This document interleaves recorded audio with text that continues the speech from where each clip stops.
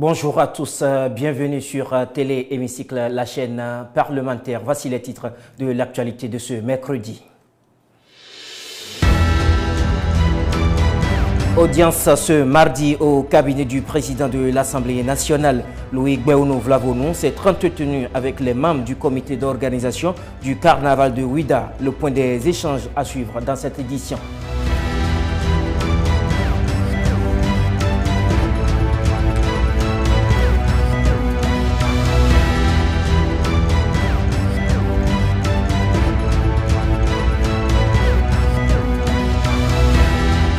Les députés marocains ont renoué avec les pléniers vendredi dernier à l'occasion de la rentrée parlementaire. Un retour aux affaires des parlementaires qui s'est déroulé en présence du roi Mohamed VI.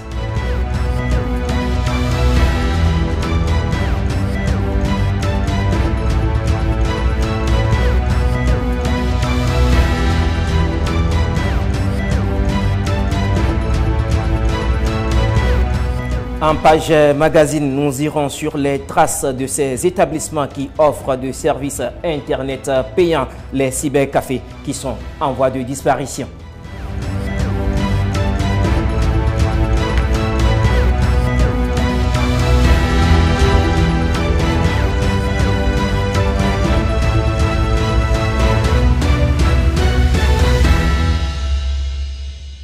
À nouveau, bienvenue mesdames et messieurs et merci de préférer Télé Hémicycle pour vous informer.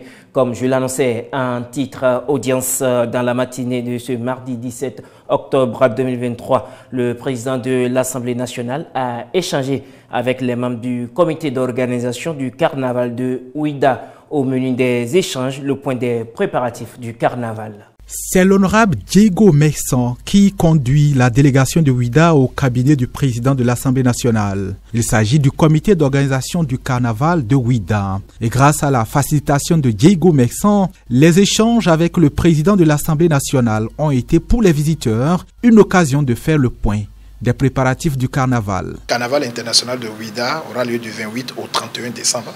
Nous sommes venus lui porter l'information, recueilli de lui de sages conseils et de recommandations pour que l'événement se déroule dans les meilleures conditions. Nous lui avons demandé d'intervenir auprès des institutions de l'État pour que l'État assure toutes les missions et toutes nos doléances, tout ce que nous avons demandé pour que le carnaval international de Ouida, cette première édition, soit une réussite et qui s'inscrit dans la dynamique des grands rendez-vous internationaux pour le Bénin et pour la ville de Ouida. Plusieurs fois contraints de reporter à cause de la Covid-19, les organisateurs ont fait preuve de ténacité. Une qualité appréciée par Diego Messan et surtout par le président de l'Assemblée nationale. Il nous a bien accueillis, il nous a donné de sages conseils, il nous a félicité pour l'endurance parce que ça fait 2 ans que l'événement devrait avoir lieu, mais le Covid aidant, nous n'avons pas pu. Et il a vu que notre jeune équipe dynamique a du cœur à l'œuvre et ce qui devrait être le cas pour toute la jeunesse béninoise. Il nous a beaucoup remercié. Il a promis d'être notre porte-parole auprès des honorables députés de l'Assemblée nationale. Dynamique que nous portons au projet et son ancrage communautaire qui doit être un carnaval identitaire qui va ressembler au peuple béninois parce que c'est le vécu, le chanter, le danser de tout le patrimoine du Bénin que nous voudrions mettre dans la rue pendant ce carnaval. Les membres du comité d'organisation ressortent de l'audience galvanisée par les conseils et recommandations du président Louis Gbéono Vlavonou. Totalement satisfait, on est très content de venir rencontrer le président ce matin et tout ce qu'il a dit nous a particulièrement touchés. Il a une forte maîtrise de grands projets du pays et il sait faire fortement les liens entre 1 et 2. Et il est très préoccupé par tout ce qui se passe de point de vue artistique, culturel pour le pays et il nous encourage à tenir bien cette édition et les éditions à venir parce que c'est important pour nous d'inscrire le projet dans la répétition. Les grands carnavals qu'on connaît au monde n'ont pas eu leur notoriété dès la première édition, c'est au fil des éditions. Donc si nous nous organisons bien, nous pouvons aussi créer un carnaval qui tout doucement sera connu comme les grands carnavals, comme le carnaval de Rio, comme le carnaval de Nice, etc. Il est possible et nous y croyons fort. Le carnaval international de Ouida, ambitieux projet culturel qui va rassembler du monde du 28 au 31 décembre 2023, avec sans doute la présence de Diego Meissan et de ses collègues députés. Au Maroc, les parlementaires ont repris le chemin de l'Assemblée nationale. La rentrée parlementaire qui a consacré la reprise des plénières dans les deux chambres du royaume a été effectuée vendredi dernier. C'était en présence du roi Mohamed VI. Le point des enjeux de cette session budgétaire avec Latifou Boni. La rentrée parlementaire intervient dans un contexte assez particulier. Ici comme ailleurs, les sessions des derniers trimestres sont consacrées au traditionnel chantier budgétaire, un examen de projet de loi de finances 2024 par les parlementaires des deux chambres qui sera bien particulier. Car en plus des exigences de la reconstruction qu'impose la catastrophe récente, le pays est frappé aussi par les effets d'un contexte régional tendu. Les choix de politique budgétaire conséquents du pays vont dominer les débats dans cette session. Si le Royaume a déjà mis en place un plan de soutien de la reconstruction après le tremblement de terre, la loi de finances permettra d'avoir plus de détails sur les mesures et dispositions prévues par le gouvernement tout au long de l'année prochaine. La nouvelle session parlementaire est également l'occasion de poursuivre le débat sur des réformes stratégiques du Royaume dans un monde en plein bouleversement et une région secouée par la guerre Hamas-Israël. La cérémonie de la rentrée parlementaire vendredi aura été marquée par la présence et le discours du roi Mohamed VI qui a donné des éléments, des grandes orientations, des indices d'attente de l'État vis-à-vis des locataires des deux chambres du Parlement du Royaume chérifien. L'Assemblée nationale française a commencé jeudi dernier l'examen de la proposition de loi visant à soutenir les femmes atteintes d'endométriose. La proposition du parti Le Rassemblement national qui vise à inscrire cette maladie sur la liste, bien sûr, des affections longue durée. Une proposition que plusieurs partis politiques qualifient d'outil de communication qu'instrumentalise de protection des femmes. Stéphanie Depremandora les a suivis de loin. Séance plénière au Palais Bourbon ce jeudi 12 octobre 2023. Au menu, l'examen de la proposition de loi visant à soutenir les femmes souffrant d'endométriose. Le Rassemblement national, à travers cette proposition, souhaite que les porteuses de cette maladie gynécologique bénéficient du statut appelé affection longue durée. Ainsi, celles qui travaillent pourraient être reconnues comme travailleuses handicapées.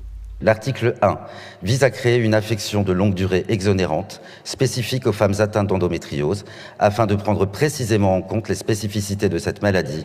L'article 2, quant à lui, vise à permettre aux femmes diagnostiquées qui le souhaitent d'être reconnues en qualité de travailleurs handicapés. Ainsi, cet article donne la possibilité d'aménager les horaires de travail et le poste de travail par la mise en place, quand cela est possible, du télétravail. Il s'agit d'un vecteur d'égalité et de visibilisation des femmes dans le monde professionnel. Pour moi, il ne faut jamais oublier que la santé des femmes est avant tout un droit des femmes. Même dans la santé, il y a évidemment des biais de genre. Oui, je pense que la recherche serait allée beaucoup plus vite si 2,5 millions de nos concitoyens masculins étaient touchés par des douleurs aussi violentes. Oui, l'endométriose est une vraie maladie. Cela reste encore une forme d'angle mort et nous devrons trouver les moyens de donner à toutes ces femmes cette reconnaissance. Elles en ont besoin. Ce n'est pas un sujet accessoire. Je ne nie pas que de nombreux chantiers doivent être approfondis, mais je veux vous dire que vous pouvez compter sur l'engagement du ministère de la Santé. Une proposition que plusieurs partis politiques trouvent opportuniste et qui ne correspond pas aux besoins des personnes concernées. Le Rassemblement national a osé, dans l'article 1, nier la singularité de cette maladie. Il voudrait standardiser là où il faut personnaliser. Vous comprendrez que nous voterons contre cette loi qui, malheureusement, utilise cette pathologie à des fins politiques. Nous ne sommes pas surpris de découvrir ici une proposition de loi qui n'est ni fait ni à faire, qui ne correspond ni aux besoins des femmes, ni aux attentes des associations. C'est un mépris. Et les principales associations de patientes souhaitent aujourd'hui que le diagnostic soit facilité. Elles auraient dû vous le dire si vous les aviez écoutées. Que le parcours de soins soit adapté. Elles auraient pu vous le dire si vous aviez écouté. Et que les acteurs de santé soient mieux formés et que la maladie soit mieux connue. Face à ce texte totalement hors sujet, malheureusement, vous l'aurez compris, le groupe Horizon, qui est en général un groupe constructif, ne votera pas ces dispositions telles qu'elles le sont. Copie absolument zéro. Cela contribue, il est vrai, à la reconnaissance de la maladie, mais c'est tout simplement et uniquement un décret, celui que nous réclamons depuis maintenant 2 ans, celui que plus de 4 millions de femmes attendent depuis plus longtemps encore, qui permettra une vraie prise en charge. Après le rejet des 2 premiers articles par la plénière, Emmanuel Taché, rapporteur de cette loi, l'a retiré de la niche de son groupe. Selon lui, le texte a été vidé de sa substance. Il n'est donc pas allé au bout de son examen. Merci, monsieur le rapporteur. Question au gouvernement en France. Plusieurs sujets ont fait l'objet d'échanges entre élus et ministres. Il s'agit entre autres de l'état des lieux de la recherche en France. À ce sujet, suivez une séquence de questions-réponses. Monsieur Patrick Hetzel pour le groupe Les Républicains. Merci beaucoup, Madame la Présidente. Ma question s'adresse à Madame la Ministre en charge de l'enseignement supérieur et de la recherche. Madame la Ministre, récemment, nous nous sommes tous réjouis à l'annonce des lauréats du prix Nobel de physique, puisque 2 chercheurs français furent primés, et je tiens ici une nouvelle fois à les en féliciter très vivement. Toutefois, il y a une ombre au tableau. Lorsque vous regardez les institutions où sont en poste nos 2 physiciens français, le constat est hélas sévère. Tous 2 exercent dans des universités étrangères et non pas dans des institutions françaises de recherche. Alors certes, la recherche est internationale, mais la conséquence directe, c'est qu'une grande partie de la renommée de ces prix Nobel retombe sur des institutions étrangères et non pas sur des institutions françaises et la France. Ma question est donc simple, Madame la Ministre, accepteriez-vous que le combat pour le retour de nos meilleurs chercheurs français, dont les prix Nobel et les médailles Fields, actuellement en poste à l'étranger, soit érigé en grande cause nationale? Je vous remercie. Je vous remercie. La parole est à Madame Sylvie Retailleau, ministre de l'Enseignement supérieur et de la Recherche. Merci Madame la Présidente, Messieurs, Mesdames les députés, Monsieur le député Patrick Hetzel. D'abord, je voudrais vraiment vous remercier pour votre question. Je voudrais dire que ces 2 prix Nobel physiciens français, dont l'un a fait toute sa carrière en France au CEA. Il est parti à l'étranger à sa retraite. Pour l'autre, elle est partie, elle l'a dit, pour des problématiques ou en tout cas des projets personnels. Et tous 2 ont eu cette récompense pour des réalisations qu'ils ont fait au CEA, c'est-à-dire en France. Comme le prix Nobel français de l'année dernière, qui a fait toute sa carrière en France et encore aujourd'hui est en France dans nos laboratoires. Alors je voudrais parler aussi de la loi programmation pour la recherche qui apporte une réponse concrète aussi aux rémunérations de nos chercheurs et de tous ceux qui les soutiennent et aussi des moyens supplémentaires pour les projets, pour les infrastructures de recherche et directement pour nos laboratoires. Merci voilà, beaucoup. Monsieur le député, oui, c'est une cause importante pour nous et je suis d'accord avec vous. Merci. Monsieur le député. Allez-y. Merci beaucoup, Madame la Présidente. Madame la Ministre, j'entends bien. Mais ce qu'il faut vraiment noter, c'est qu'il y a 10 ans, nous étions encore en 5e place en termes de participation aux publications mondiales. Là où aujourd'hui, nous sommes passés en 10e place. Nous avons des gens remarquables, nous devons aussi faire en sorte qu'ils reviennent en France parce qu'il en va du rayonnement et du développement de notre activité. Merci beaucoup, mon cher collègue.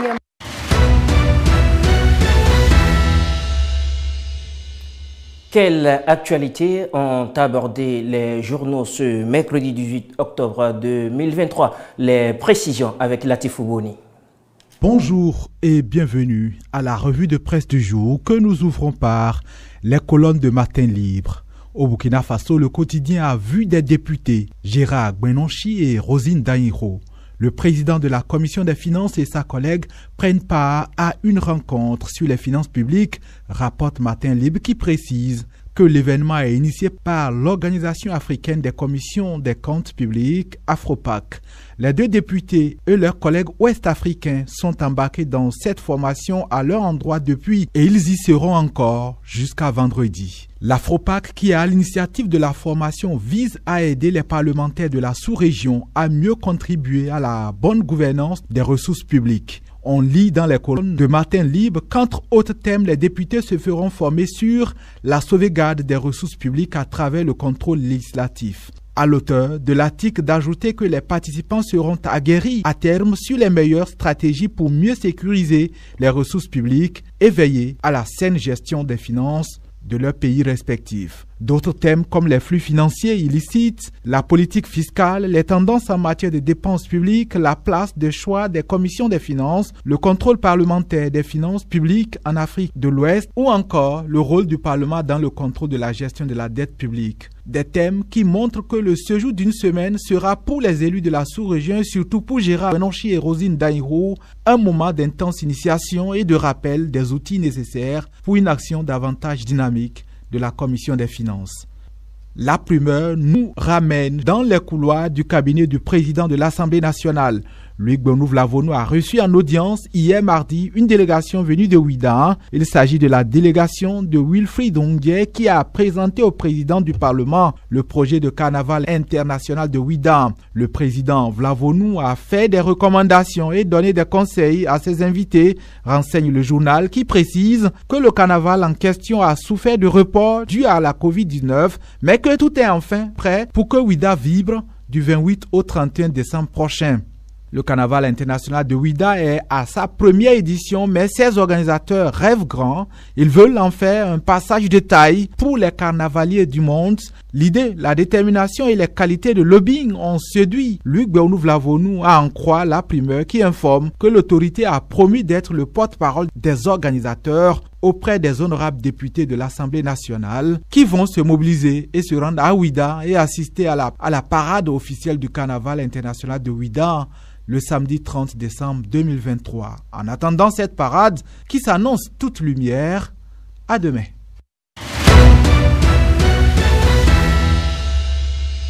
Trouver un cybercafé en milieu urbain aujourd'hui relève véritablement d'un parcours de combattant. Ces établissements où jadis l'on pouvait se rendre pour surfer sur Internet sont devenus rarissimes.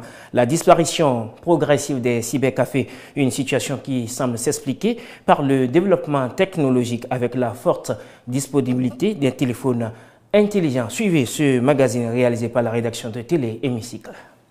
Des boutiques qui permettent, dans un passé récent, de se connecter à Internet. Les cybercafés disparaissent peu à peu ou n'existent presque plus. La généralisation de l'ordinateur à domicile et la démocratisation de la connexion Wi-Fi sont à l'origine de ce déclin. En ville, les cybercafés ne s'adressent plus aux étudiants ou aux jeunes comme à leur début. Je ne vais plus à la bibliothèque ou dans les cybercafés pour faire mes recherches parce que puisque avec le téléphone, juste tu mets le forfait dedans, c'est rapide, tu vas sur Google, tu n'as plus besoin de te déplacer pour quoi que ce soit. Donc je vois que je préfère le téléphone portable à la bibliothèque ou au cybercafé. D'abord parce que les cybercafés sont distants de la maison. En plus de ça, on peut nous donner des devoirs pour ramener le lendemain. Il se fait déjà tard, tu ne peux plus sortir. Alors qu'avec le téléphone portable, à n'importe quelle heure de la nuit, tu peux faire tes recherches et apporter ça à l'école le lendemain. Déjà, c'est plus simple avec le téléphone, déjà ce qui est à disposition de tout le monde. Des fois, dans les cybercafés, autrefois, vous pouvez arriver, il y aura problème de connexion, soit il y aura saturation. Non seulement ça, vous ne pouvez pas faire vos recherches privées. Bon, il y a des trucs personnels qu'on cherche sur les appareils. Et avec le téléphone, c'est vraiment plus simple. Outre ces raisons évoquées qui justifient la régression des cybercafés, d'autres mobiles sont encore à prendre en considération, témoigne ce spécialiste en électronique. Si on se rend dans les autres cybercafés, soit la connexion n'est pas rapide, parce qu'il y a le problème, le paramètre rapidité. Ouais, rapidité qui, aujourd'hui, on ne peut pas lancer un téléchargement et rester 3 heures, 2 heures, téléchargement de 1 giga, rester 3 2 heures sur ça, on a autre chose à faire. Donc, ça, le service n'est pas de qualité. Ouais, donc, tu pars, bon, c'est le débit faible, pour se connecter même au WhatsApp, c'est difficile. Même il y a un ordinateur, donc. Il y a ça, il y a aussi peut-être ceux qui les gèrent ne sont pas des connaisseurs du domaine et ils ne sont pas au fait des technologies ou bien ils ne veulent pas renouveler le matériel qu'ils ont. Oui, il y a aussi ça. Et ça fait qu'ils ne vont pas être de clients, c'est normal. On ne peut pas continuer dans l'autre système parce qu'aujourd'hui, maintenant, il faut les choses soient plus rapides pour gagner le temps. Dans cet environnement difficile, d'offres de services Internet, quelques établissements essaient de résister à la tempête née du développement du numérique. Les cybercafés ont toujours leur place. Bon, si nous prenons par exemple les téléphonies mobiles, les offres de connexion qu'ils donnent, bon, par exemple, moi j'ai expérimenté, il y a un mois ils ont vendu les pockets, et tu prends une pocket, tu as un mois de forfait illimité qu'ils disent. Hein. Maintenant, quand tu consommes les gigas principales, moi je peux consommer ça en 2 semaines ou 1 semaine. Le reste du temps, c'est vraiment décourageant. Tu ne peux même plus lancer un téléchargement et avoir ça à temps. Donc, ça fait que, c'est vrai, il faut se retourner vers les cybercafés, utiliser la fibre optique. Donc, tu viens ici, tu télécharges rapidement ce que tu as à faire et tu peux rentrer. Donc, ça fait que même si on a la connexion mobile, c'est juste pour les WhatsApp, les réseaux sociaux. Et toi, tu as des téléchargements importants à faire. Bon, je me rends au cyber. Aujourd'hui, les cyber ont presque disparu. Dans certaines villes, ici à Porto-Novo par exemple, on peut marcher longtemps avant de trouver une enseigne ornée d'une arrobase. Ainsi va l'actualité ce mercredi sur Télé Hémicycle. Merci de l'avoir suivi, mesdames et messieurs. Au revoir et à bientôt.